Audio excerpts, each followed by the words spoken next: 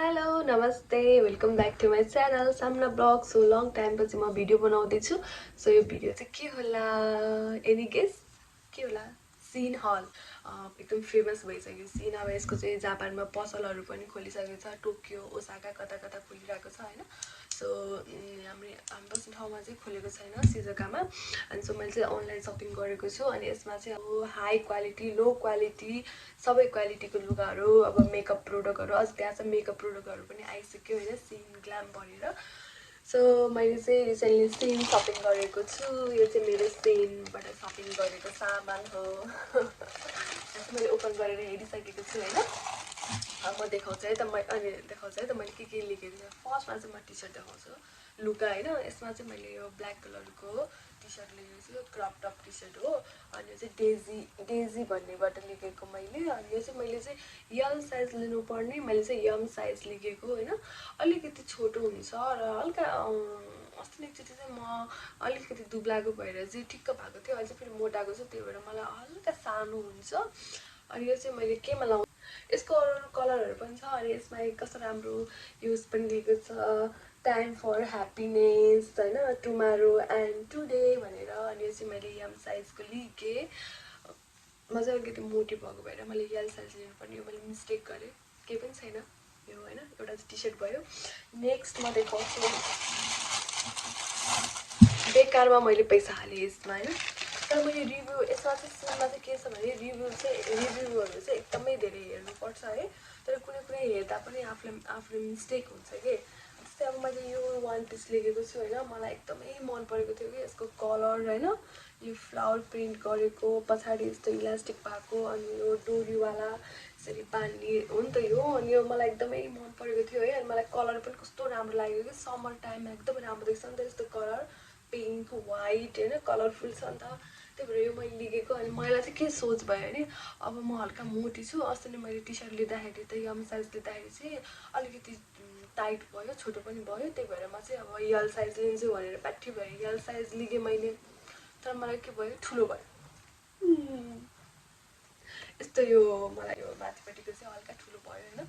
तर म ट्राई गर्दैछु कि यसलाई म व्हाइट कलरको टी सर्टसँग लगाउँछु भनेर सोचिरहेको छु। म सेयर गर्छु यो फोटो। तर मलाई कस्तो राम्रो लागेको थियो कि, मैले रिभ्यूहरू पनि कति हेरेको थिएँ, सबैले यस्तो राम्रो। तर यसमा के भने एउटा यो चाहिँ पातलो खालको, यसको भित्रीहरू केही पनि छैन नि त। अनि एकदम पातलो छ। त्यही भएर यो वान पिस लगाउँदाखेरि चाहिँ हामीले भित्री लङ यसको वान पिसहरूमा लगाउनु पाउँछ नि त, हो त्यो लगाएर लाउनुपर्छ। अनि मलाई चाहिँ यो गर्मी महिनामा चाहिँ यस्तो यो हाफ यति लगाउनु मन लाग्दैन। त्यही भएर म चाहिँ यसमा टी सर्ट व्हाइट कलरको टी सर्टसँग यो लगाउँछु भनेर सोचिरहेको छु।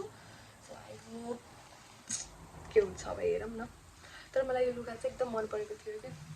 प्राइस पनि खासै धेरै छैन, 600 समथिङ यस्तै होला। यो चाहिँ यो भयो होइन। अर्को चाहिँ नेक्स्टमा चाहिँ मैले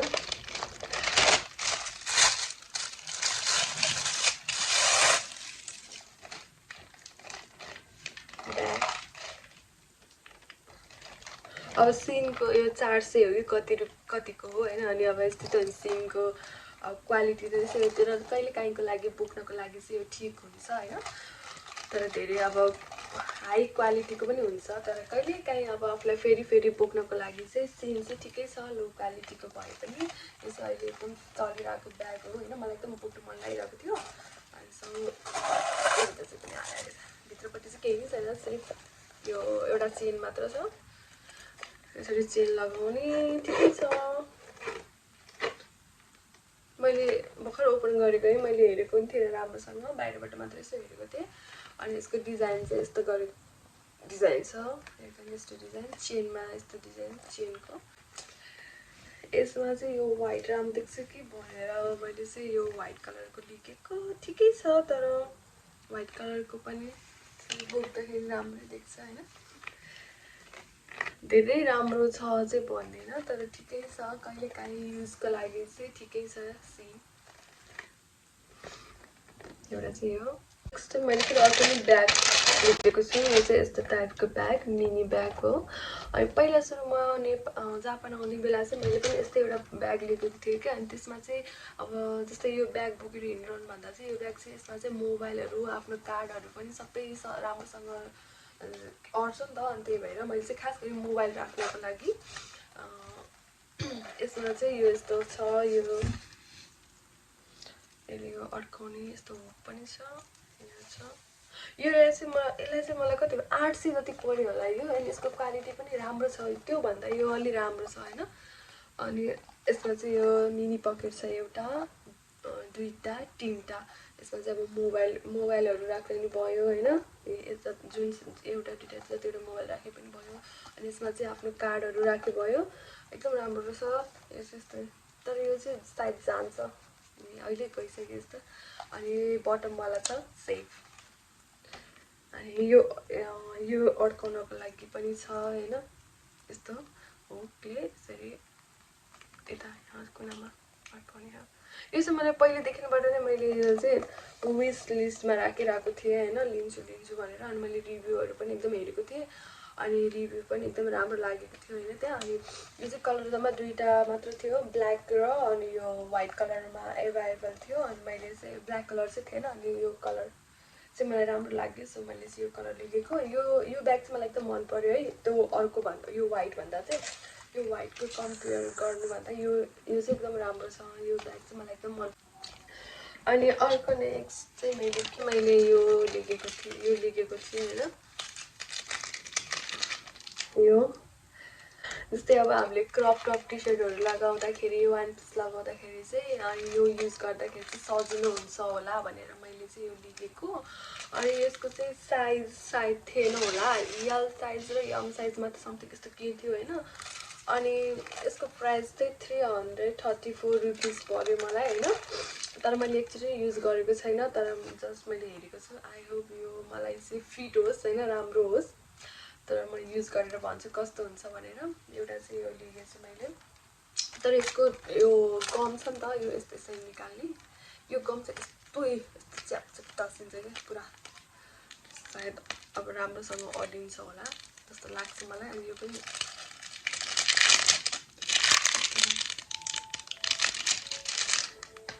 यम साइजको, मैले चाहिँ यम साइजको लिएको है।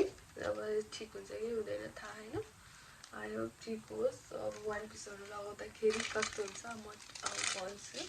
अनि अर्को पनि छ चाहिँ मैले यो निपल कभर लिएको होइन, यो पनि मैले युज गरेको छैन, जस्ट लिएको मात्र हो मैले चाहिँ यो।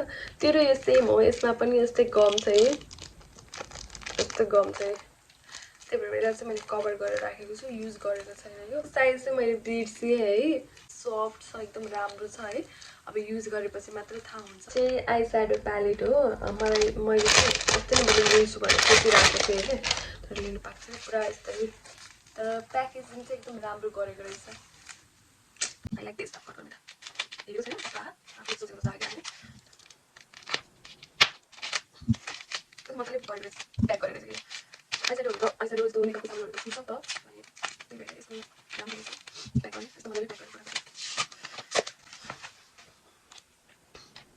SHEIN glam lots of lava palette भनेको छ क्या। कस्तो भयो, मेकअप गर्न त खासै आउने होइन, तर कहिले काहीँको लागि युज गर्नको लागि चाहिँ केटीहरू भएपछि आउने चाहिन्छ नि त, त्यही भएर।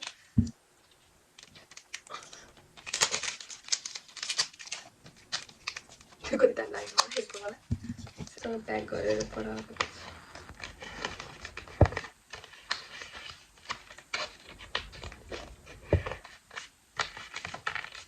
कति के हो। ओके कस्तो छ होला, गेस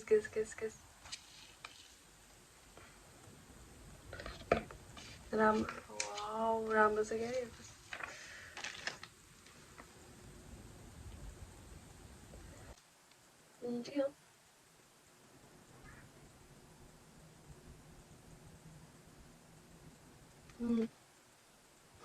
ठिकै छ। आई स्याडो प्यालेट कलरहरू पनि कस्तो ब्युटिफुल, सधैँ डेली युजको लागि युज हुने चाहिँ मैले के चुज गरेको थिएँ। अनि यो कहिलेकाहीँ काममा जाँदाखेरि पनि कहिलेकाहीँ लगाइन्छ नि त, त्यही भएर मैले चाहिँ यस्तो यो प्यालेट लिएको, मलाई चाहिँ राम्रो लाग्यो। युज चाहिँ गरेको छैन, आई होप राम्रो होस् होइन, युज गर्नु राम्रो रहेछ। कुनै हुन्छ नि त यस्तो यो युज फुरेर झर्ने खालको कि, म चाहिँ त्यस्तै छ होला ला कस्तो छ भनेर भन्यो, त्यो सिन ग्ल्याम चाहिँ एकदमै राम्रो छ त्यहाँको प्रोडक्टहरू भनेर सुनेको थिएँ। अनि मलाई जस्तै युज गर्न डर लागिरहेको थियो कि अब पैसाहरू त्यतिकै गइरहेको जान्छ नि त। अब आफूले राम्रो आयो भने पो ह्याप्पी हुन्छ, आफूलाई खुसी लाग्छ होइन पैसा अब खर्च गर्दा पनि। राम्रो छ, यसको प्याकेजिङ पनि एकदमै राम्रोसँग गरेको रहेछ। यस्तो पछाडि चाहिँ यस्तो लेखेको छ, डेली युजको लागि चाहिँ राम्रो छ यो। I like this. हजुरहरूलाई यो भिडियो मन पर्यो होला। By by, please subscribe my channel.